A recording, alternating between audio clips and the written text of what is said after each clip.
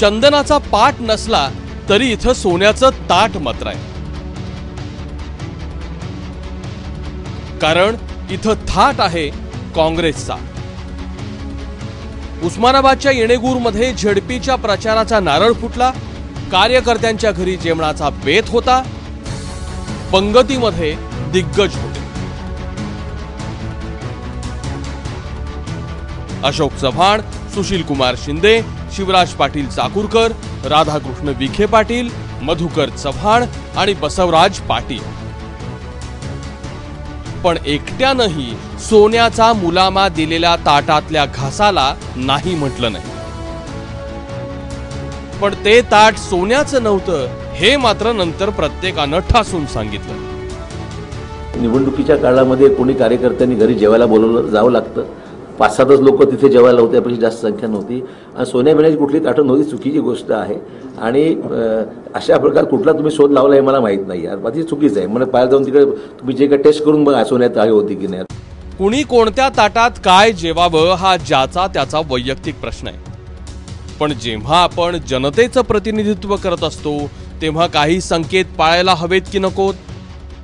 ज्या देशामध्ये 60% लोक गरीब आहे, ज्या देशामध्ये लोकांना जेवायला मिळत नाही 2 टाइमचं, तिथं जर नेत्यांना सोन्याच्या ताटामध्ये जेवू घातलं जात असेल तर ह्या राजकीय पक्षांकडे एवढा पैसा आला कुठून? आणि जर ते ताटं सोन्याचे असतील तर ते ताटं त्वरित जप्त करून हा पैसा कुठून आला याची पोलिसांनी चौकशी करावी, या निमित्ताने मागणी करू। नेते हे सध्या सोन्याच्या ताटातच जेवत आहेत, ज्यांनी सत्ता उपभोगली ते हेच करत आहे।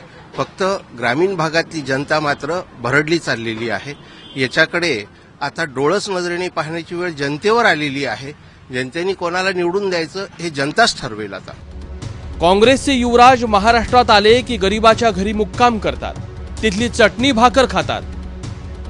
मीडियाही त्याचं फुलप्रूफ कव्हरेज करतो, पण त्यांचेच नेते जेव्हा विलासी भोग ओरपतात तेव्हा मात्र काँग्रेसच्या साधेपणाचा जामानिमा दिखाऊ वाटू लागतो।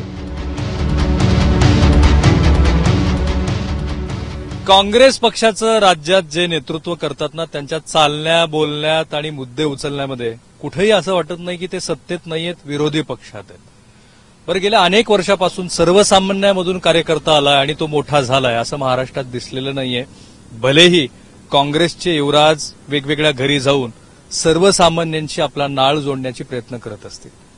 पृथ्वीराज चव्हाण मुख्यमंत्री असताना दुष्काळ दौऱ्यावरती आले होते, तेव्हा त्यांनी अंबाजोगाईमध्ये असाच शाही जेवणाचा घातलेला घाट उधळून लावला होता आणि ते तिथे जेवलेले नव्हते।